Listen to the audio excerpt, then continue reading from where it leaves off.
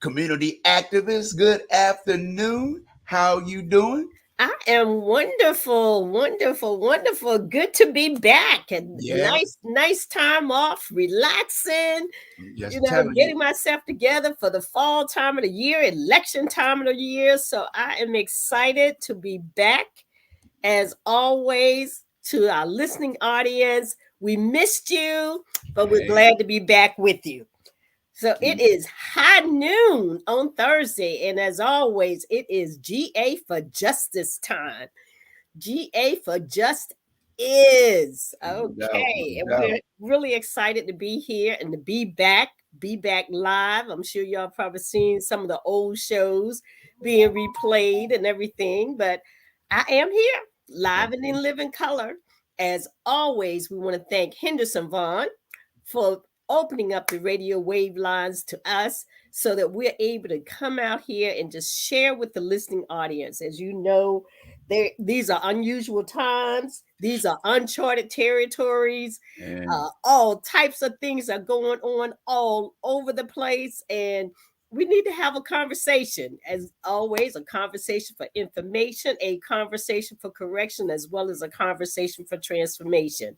And again, thank you, Henderson. no, Thank you for not kicking me to the curb. You could have said, well, look, she done been gone so long. Look, we ain't even gonna be bothered with her coming back. no, that ain't gonna happen. So that ain't nothing to worry about. And so we just want to say thank you, thank you, thank you. I am truly excited. I know this is a unique topic today, but as I was sitting out for a minute and I was looking at what was going on the national level, on the state level, on the local level, and all the conversations that are being had, talked about, Yeah. uh, and everything, I said, you know what? It's time to talk about the needy, the seedy, and the greedy. Hello. Now, most of the time when you hear people talk about the needy, you think of handout. Man, they always want a handout, blah, blah, blah, this and that and the third. Let me explain to you who the needy really is. The needy is that working mother and father who are out there trying to make ends meet so that they can have a place to live, have food on the table, and are able to keep their children in school. That requires a lot. First of all, having a roof over your head is pretty expensive. And I'm going to share some numbers with you today and all because I think it's important as people are out there saying these negative types things when it comes to people who don't have quite as much as someone else has. Let's share with you what that actually looks like. Okay, as many of you know, 7.25 an hour is the minimum wage. That's the national minimum wage. Now, maybe a little bit higher in this state or a little bit higher in that state, but I'm going to kind of show you what this looks like. Mm. If a person is making $7.25 an hour times the 2080, which is a number that the federal government used, the number of hours that they work per year, that only uh, that only works out to be $15,080 a year. Well, if I'm getting up and going to work every single day, trying to do good, trying to live by the laws of the land, trying to uphold my obligation, even if I'm by myself in the city of Virginia Beach, a one-bedroom apartment runs an average of $1,770 to $2,070. One bedroom, mind you. Well, if I'm making $15,080 a year, that is before the taxes have even come out of the money. Hello. Before taxes have come out. So I don't actually receive $15,080. I receive a lot less than that. Guess what my apartment rent would be? 1770, that could average $21,240. So I need you to tell me, where is the needy supposed to live? Because not only will the 15,000 not meet the bar, the money after taxes ain't even going to get close to the bar, and that's just for the roof over your head. Now there are places that are even less, And I used different zip codes. I didn't use all the same apartments every single solitary time. You could also find an apartment for $1,130 a month to $2,290 a month. Well, guess how much that works out on an annual basis? $13,550 to $26,880. So tell me where someone is supposed to live on a $15,080 income per year. I think they may be needy. I think they may need some assistance. So when we look at these people and we want to turn our nose down or look down our nose at folks, but that person is getting up and going to work every single day. That person is getting up and trying to provide for themselves, sometimes a child. It's really difficult to understand why people vote in office, folks who say, I'm running to help you, but they give tax breaks to people who are multimillionaires and billionaires. And here's this male or female, Mm-hmm. mother or father, a young couple, and if his income is 15,000 a year and hers is 15,000, we're talking $30,000 a year. Tell me where those two people are supposed to live when a one-room bedroom can be between 21,000 and $24,840. Even on $30,000, and keep in mind, that is before taxes. Yep. Before taxes. Now, say for instance, it's a young couple and they have two children. Now, in many states, if you have a male and a female child, you are also required to have a total of 3 bedrooms. You have to have a bedroom for the little girl and a bedroom for the little boy. Right. So you have a bedroom for yourself, you the couple, and a bedroom for the little girl and a bedroom for the little boy. Well, let's say you are making an average salary of $21 an hour. That works out to be $43,680. But let me tell you what a 3 bedroom may cost you here in the Hampton Roads or Virginia Beach. Depending upon the zip code and depending upon what you're trying to get. And one of the zip codes, 23456, we're looking at somewhere between $21,600 and $22,200. So tell me how $43,000 before taxes is going to allow you to have this 3 bedroom apartment. Now you might be able to get one that's somewhere between 17,400 and 22,200 in the 23455 zip code. But tell me how, with $43,000, $43,680 a year, help me to understand how you're going to pay for an apartment, might even have a little card note, got to put gas in that car, got to pay the utilities in the apartment, have to put food on the table. And for most people, they think $43,000 a year is quite a bit of money. So even add the 43,000 on to the 24,000 if your spouse gets a raise and she or he is now at $12 an hour, you at $21 an hour. So you have a $12 an hour salary at $24,960 and $21 an hour salary at $43,680. You are looking at a little bit more than $68,000. But your apartment is taken up somewhere between 22,000, 28,000 if you have two children. Look how those numbers just start to just dissipate. Yeah. So you think that person might be just a little bit needy, just a teeny tiny bit needy. Not because they're not working, not because they're not good parents, not because they are not people who are involved in the community and trying to do some work on behalf of their family and also on behalf of their community, it's because everything has become so outrageous that it's virtually impossible to live just a regular middle class life. Mm-hmm. So, in essence, we all poor. Hello. Hello. We Welcome to the, all poor. welcome to the club. So all of this business about, oh, people don't want to work and we give them some money, man, then they're not going to do this and you're giving them a handout. Put the money back that all those Congress people got from the PPP loan that they didn't pay back and you decided to forgive them. We want the money back. So to Right. all my listening audience, call your Congress people.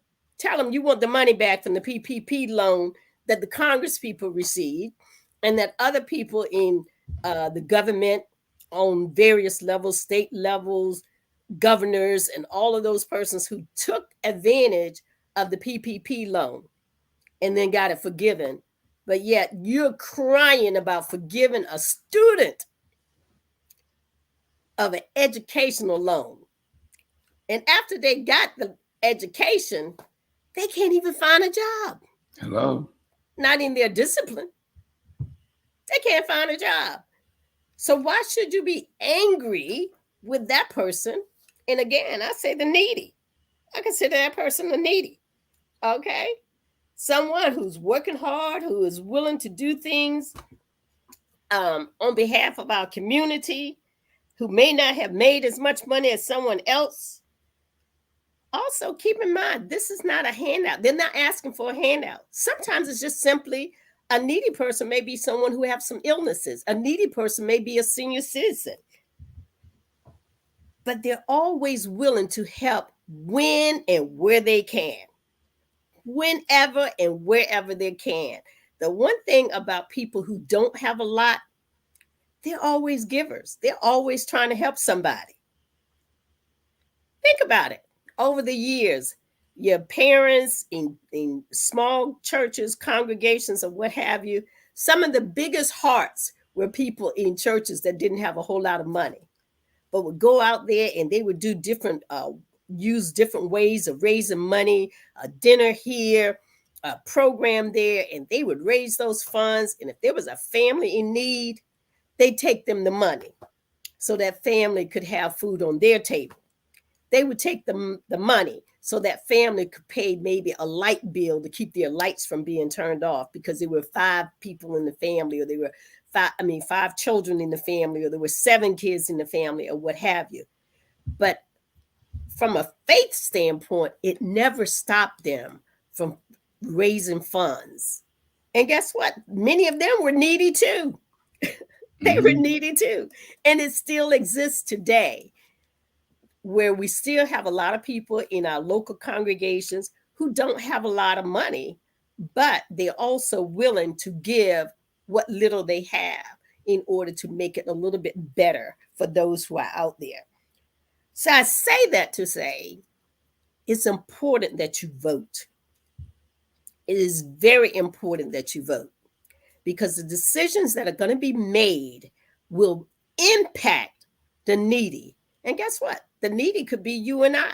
The needy could be your family member. The needy could be someone in your church. The needy could be someone in your social organizations. The needy is all around us. We want to try to identify the needy as only the homeless person on the street. Well, I would venture to say the needy is far beyond that homeless person on the street. There are plenty of people, and we heard a gentleman talk about this, where people come to the Penn Ministries or they go to the Judeo-Christian Center, and they don't have a permanent place to live.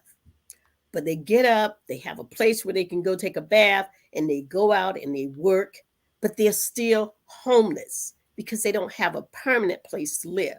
Many of whom are living in their cars, but they want to continue to work and they want to be able to provide for their family. But we look down on those people and we forget how important elections are. Elections determine who is sitting in the seat to make legislation and to pass laws that is in the best interest of the masses, not the best interest of the classes. Because see, we operate as if we're only interested in the classes of people who are receiving benefits, but we're not caring about the masses. Totally against Christian values. These are the same people that sit around and tell you how Christian they are. And they have their shoulders hunched up and they are all excited because they feel like they're better than this person over here. And I couldn't get that to match up with what scripture says. I just couldn't get it to match up with what scripture says. So they have a tendency to make their words and their comments and their so-called willingness to perhaps do something on behalf of the community. You know, I'm looking at all the things that are going on in my local community, and I live in the city of Virginia Beach. You may live somewhere else, and I'm looking at the type of things that they're agreeing on. I was watching an afternoon session of them talking about how they want to market Virginia Beach and how they want to bring in all these artists. And I'm talking about artists that paint and draw, not the ones that do music. Right. And I'm sitting here, and one of the council members said, "Well, do you think they can draw something about Mount Trashmore?"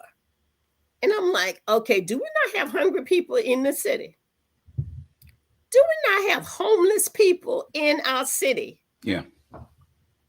Do we not have people who need health care, but because the jobs that they're working does not provide it, and because the amount of money that they're getting paid is not enough for them to even um, get health care through any of the many health systems that we have now, but we want to paint art? There's just something not right with that picture. Tell him. And when you look out over all of our various cities, this is not something that's just germane to the city of Virginia Beach. You can go from town to town, city to city, and find similar thoughts within our elected officials.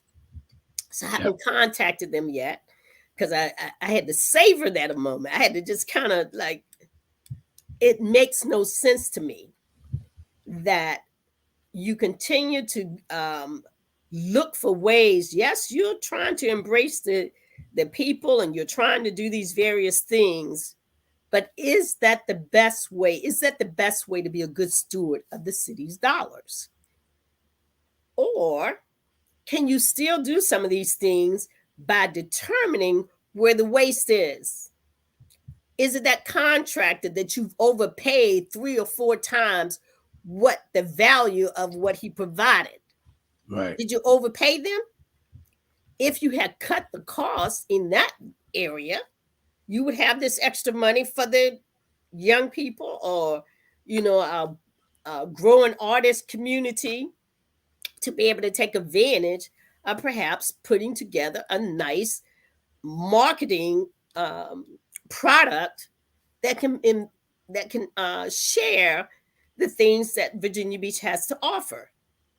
But if you continue to pay these same contractors, the construction people, the developers, all of them look the same. They all look identical. It's almost like you got an assembly line. You press a button, and every last one of those little men that come out of that little assembly line, they all look the same. Okay? Now, those are not the needy, but you're stealing from the needy to do what? Give, which I'm about to go to, the seedy and the greedy. So that's why elections are so important. I know y'all were like, how's she going to do this seedy, greedy, and needy thing? Okay. Okay. Well, I looked at the seedy. These are some of the sorriest people you ever want to see. They sleazy. They're corrupt. They're shameful, low life. I ain't gonna go so far as to call them a scum. Y'all didn't hear me call them a scum, right? I ain't say that. I didn't call them one. They're unsavory Yeah. folks who come in and they stand before our councils all over the country, our city council people, and ask for money. They go before the planning department and ask that their project be put at the top of the list. And they start out with one bid, and somewhere along the line, that bid just keep changing. Those numbers keep changing. So they start out in the contract, and what they said on paper that they could do and provide, they almost never ever match up. It's 20% more than they originally agreed to. It becomes 30% more, and then 40%, and 50%, and 60%. And the numbers keep rising. Well, no wonder our cities are suffering.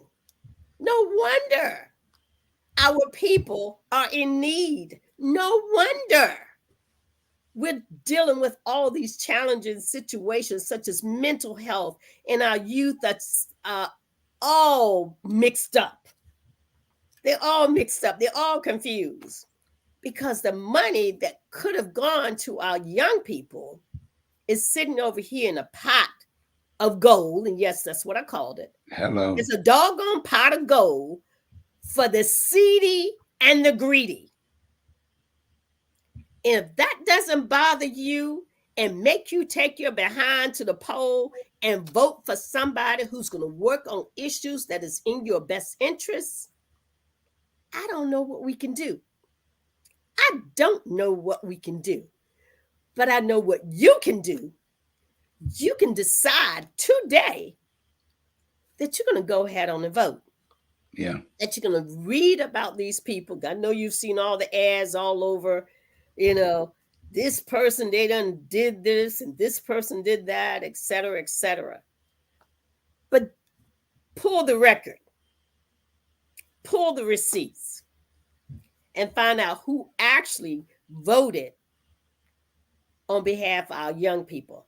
Find out who actually claim that they love police officers, Hello. claim they love the men in blue, claim they love public safety. But when it got time to stand up for public safety, they watched public safety get their head bashed in, get kicked, get poked, almost impaled in Washington, D.C. And today they are still saying that that was okay. They are still saying that that was okay. They're now calling it where people came together and it just kind of erupted into a minor riot because they don't want to call it an insurrection. They don't want to call it treason. So it Yeah. became a minor riot. I'm like, really? Really? When I've had a peaceful march, a peaceful march, they would tell me that I was disrupting, that I was creating chaos Yep. with my friends and relatives and others. When they're having a peaceful march, they feel like they need to bring out the tanks. But these guys, they were having a peaceful congregation in a small minor riot. I'm like, how did that happen? Because that is not what I saw on TV. So when you're looking at who you want to support, when you're looking at who is going to work in your best interest, because you're going to have to look at the whole picture.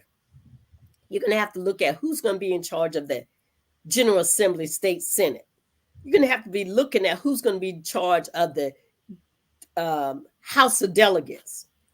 Now, yeah, there are a whole lot of people out here. Some you like better than the others. I was fortunate this time around. Both people on my ballot that I voted for, I actually like. But guess what? If there was one or the other that I didn't really care a lot for, I looked at the big picture. I want certain people that I feel will fight for my interests. And I don't want to give away power to people that have already told me front and center Right. that this is what I'm going to do.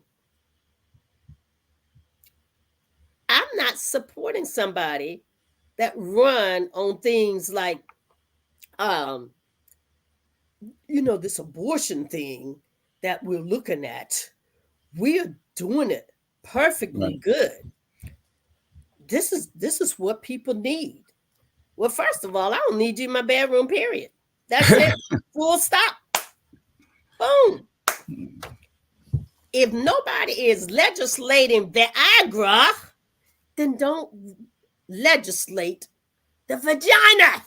Hey, I hate to be crude, hey, but if gotta be you're rude not when you got to. legislating Viagra, don't legislate the vagina. Okay? Yeah. Just don't do it. If anybody can go out and pick up a packet of Viagra anywhere they want, and you don't have anything to say about that. Not a Right. word. Not one word about Cialis or any of that other stuff. But yet you want to get inside the ladies' bedroom and tell them what they can and cannot do.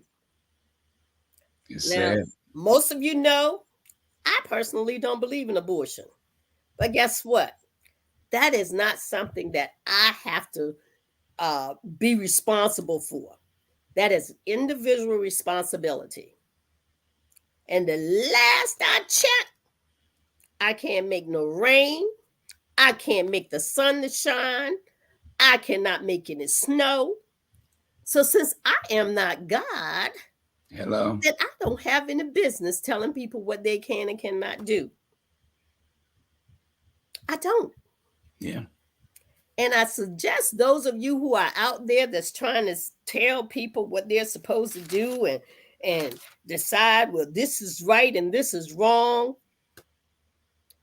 First of all, half of y'all that are out here, and we know it because we've seen it on TV or we Hello. heard about it in the news. Many of you who's sitting here wanting to get elected to office got cousins that are LGBTQIA.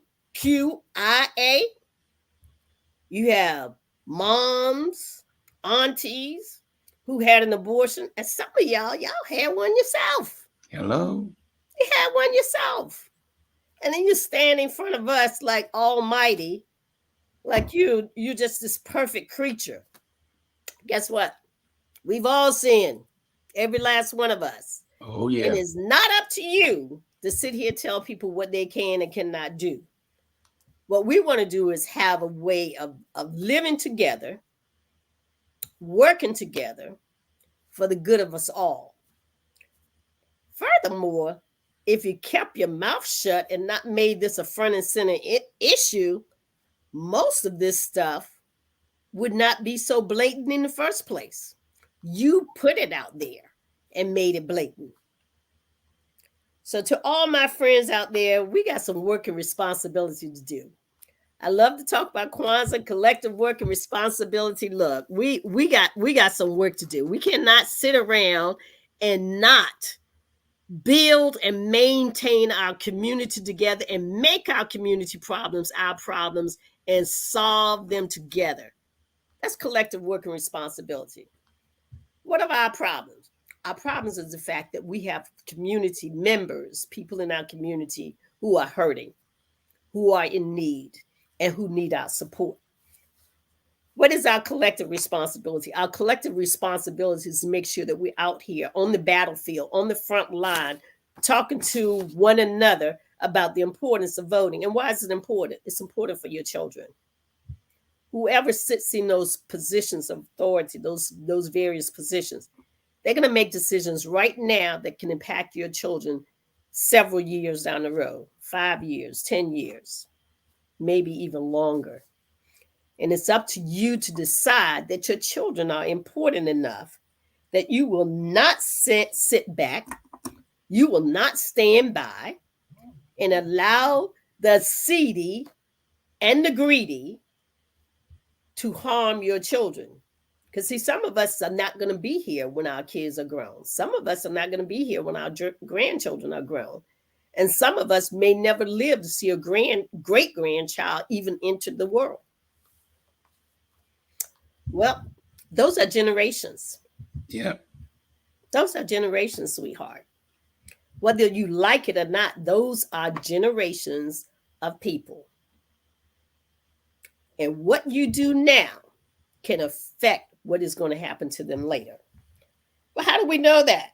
Because the guy that just got elected to the Speaker of the House, his issues are, and this is amazing to me, he wants to make sure that there is a nationwide abortion ban. He said, I live in Louisiana, but I want to tell all of y'all what y'all can do. I want to tell you what you can do in Virginia, in Georgia, in Kentucky. I want to ban every single solitary state from having abortions. He also wants permanent marriage. That's whether or not you're being beat in the head. And keep in mind, folks who are listening to me, see, this is a seedy guy. He's nasty. He's mean and unpleasant, but he comes across very polite, very nice. Okay? So this is somebody who is interested in having marriages that last forever, even if the spouse is being beaten. And just as a reminder, spouses that are being beaten are not always women. There's some women that are married to men that's beating the crap out of these men, okay? Oh, don't hit me. So they're saying, well, you need to just go to your church and you just need to talk to them and y'all walk through this thing. But my eyeball is hanging out my doggone head. Hello. Okay? So this is the kind of seedy people that are sitting in office. Disrespectful. See, that's disrespectful when you say, okay, if a spouse can rape their spouse, if a person can rape their spouse, that somehow that's okay. That's sordid behavior. That's real seedy, okay? That's sordid behavior. Real seedy.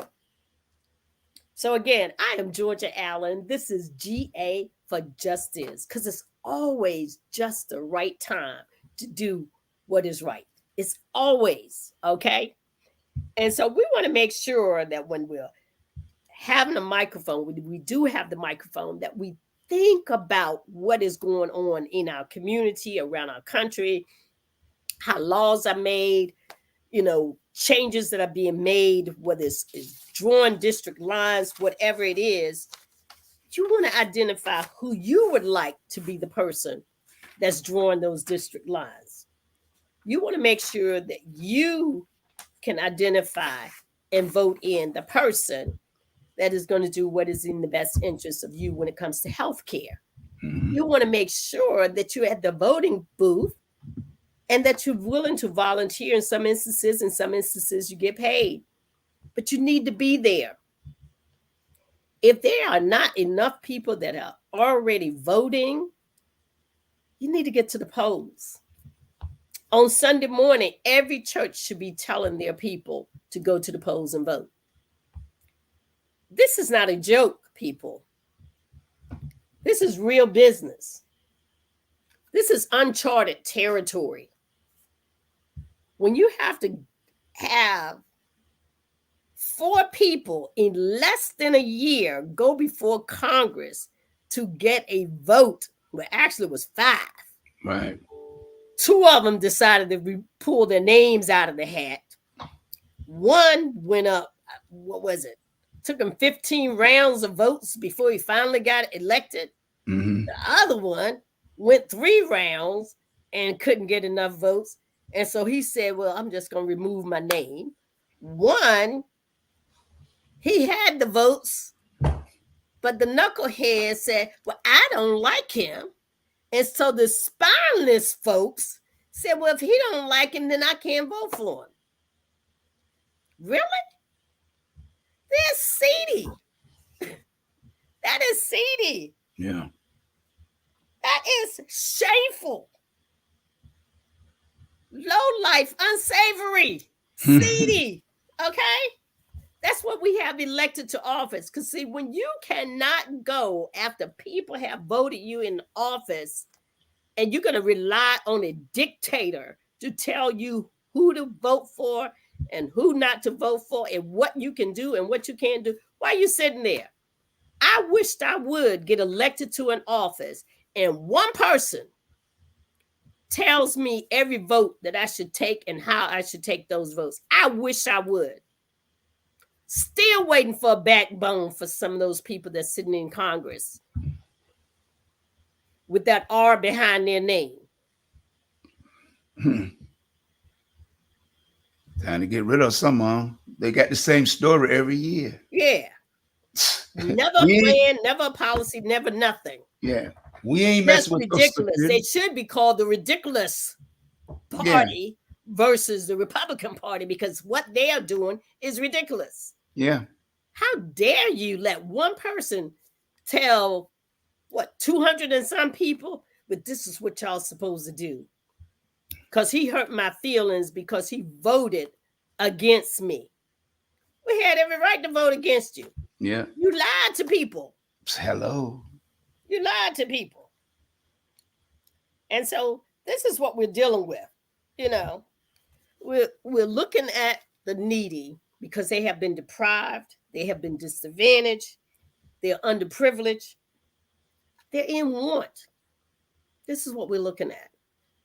And if we have any spine whatsoever, we have a responsibility to go out and support people who are going to work in their best interest. Okay? Yeah. We're going to have to support people who are going to work in their best interest because today is them. Tomorrow, it may be you. What they're going through right now is their situation. But based upon the policies that are being made, tomorrow, that could be you.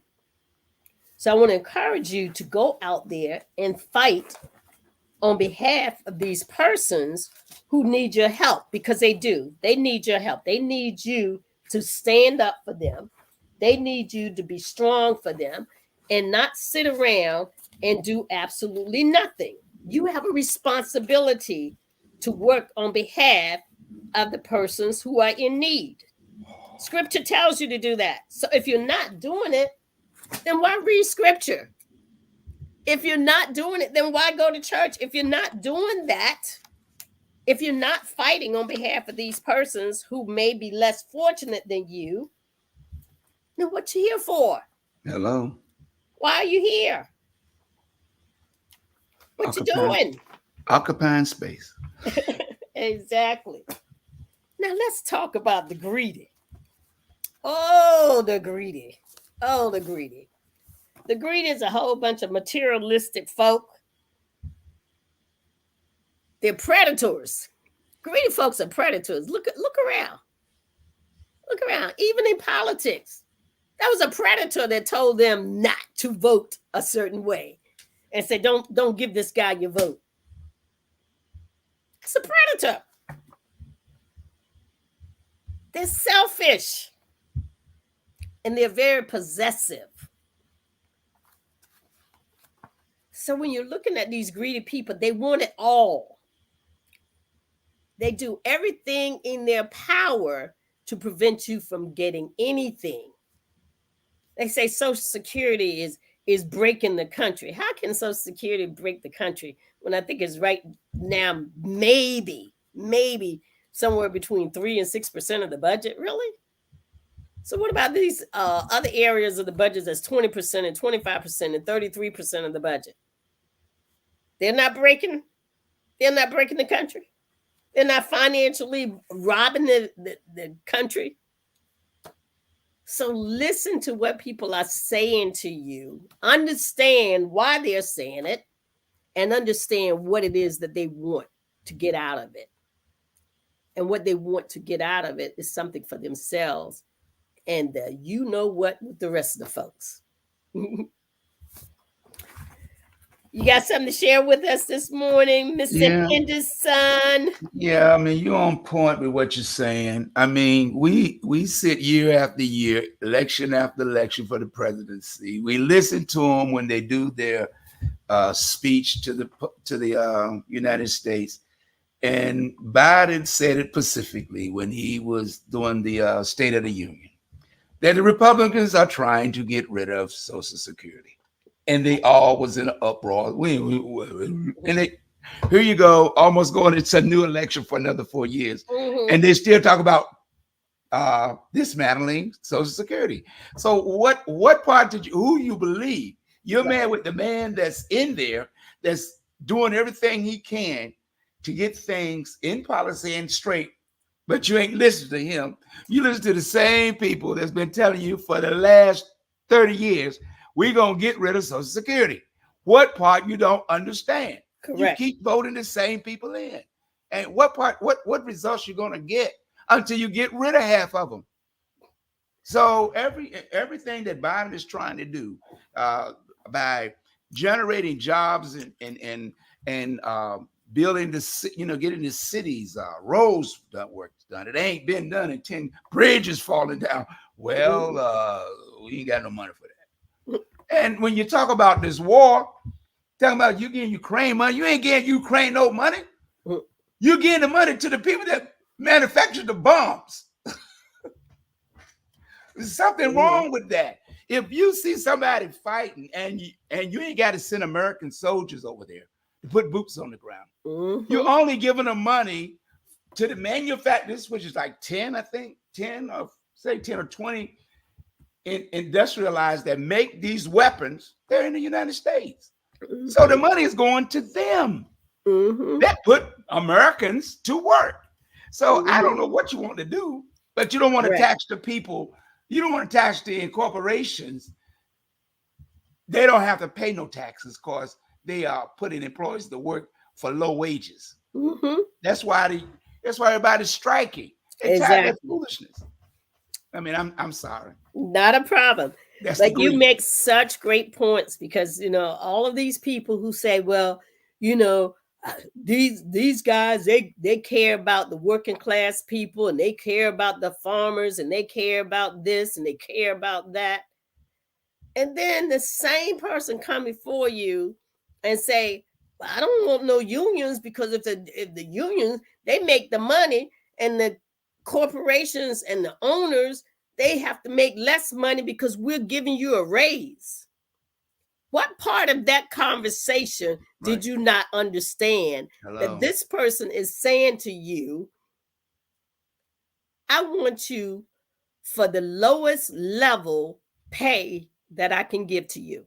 Right. And I want you to do all the hard work, all the heavy lifting. And if you don't get to live a good life, so be it. Who cares? Yeah. That's exactly what the greedy is saying to you. Yeah. Because anytime we can have situations where these guys did not have to raise the minimum wage, but they continue to raise the cost of their products. They continue to raise the cost of their services, but they still limited the amount of money that they would pay to their employees. However, the balance sheet kept getting fatter and fatter and fatter, and they were still able to give these people at the top all of these wonderful benefits.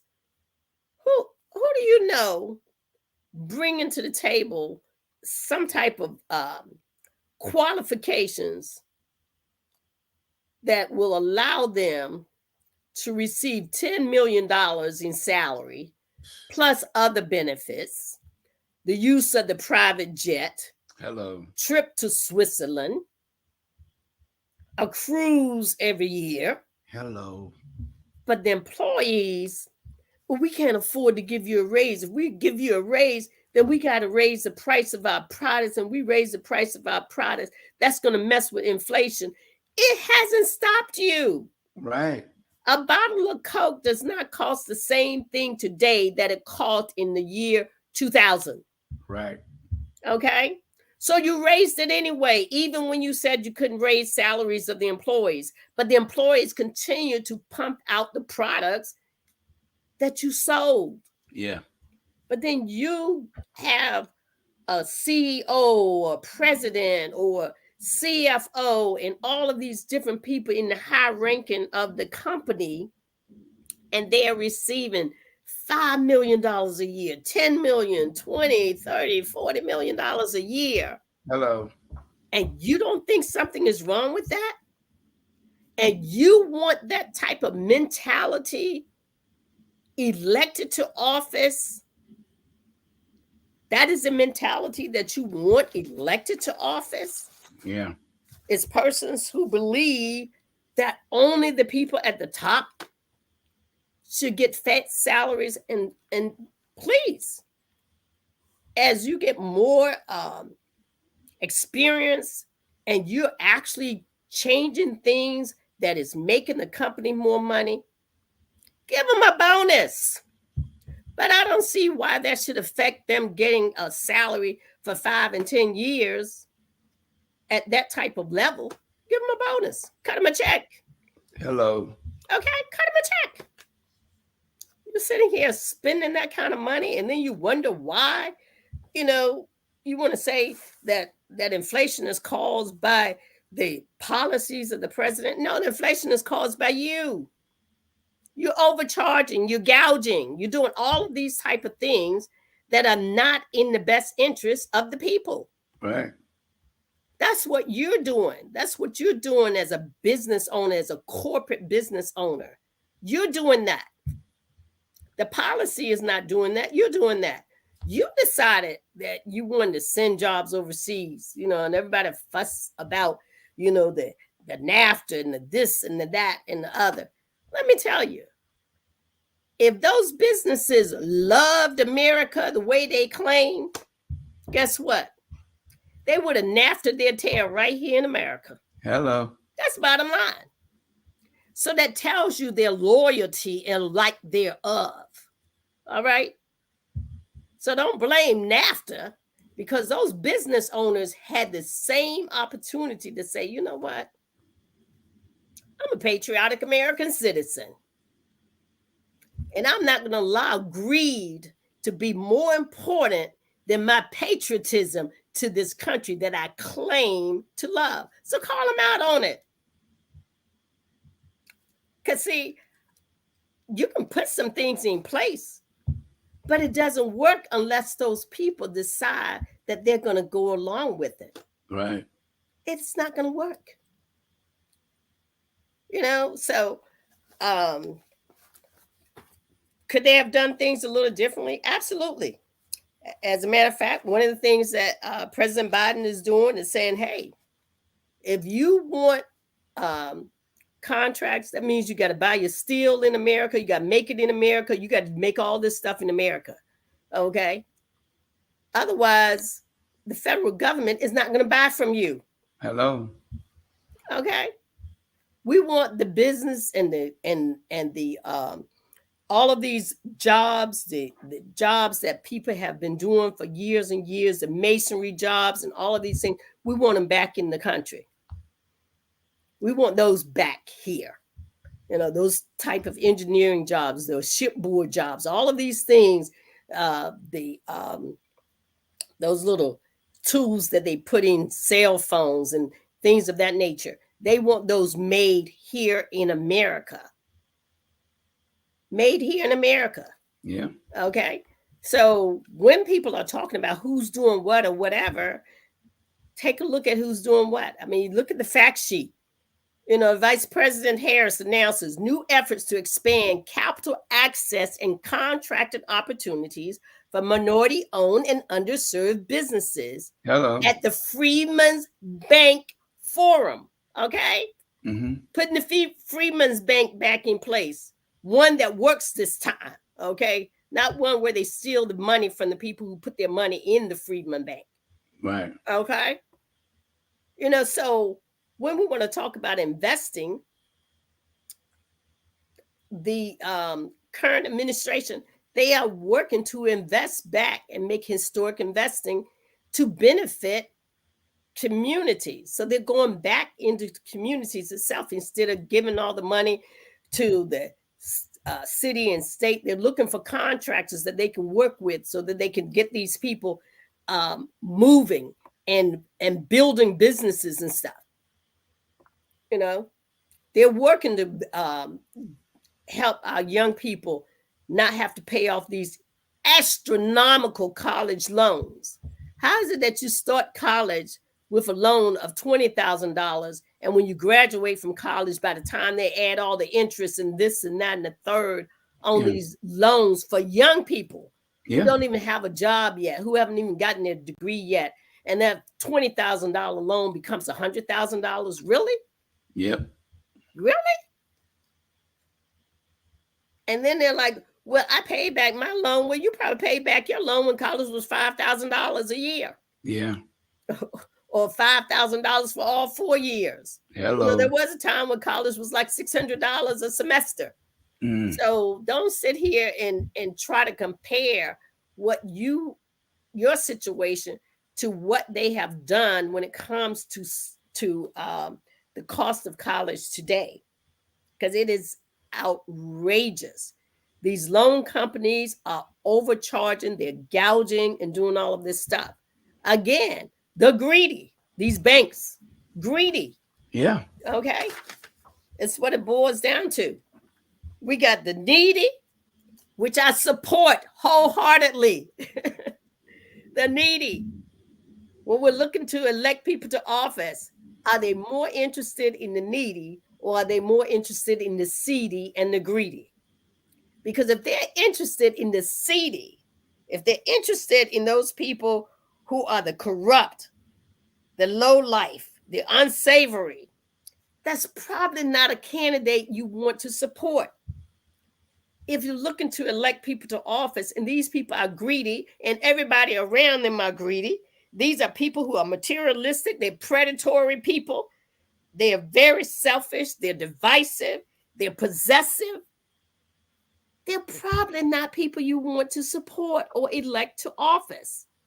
So I thought I would bring it to you in a manner where you could go and you could look at the different people that are on the ballot and say, are these people who support the needy? Because if they're not, put an X on their face and not vote for them.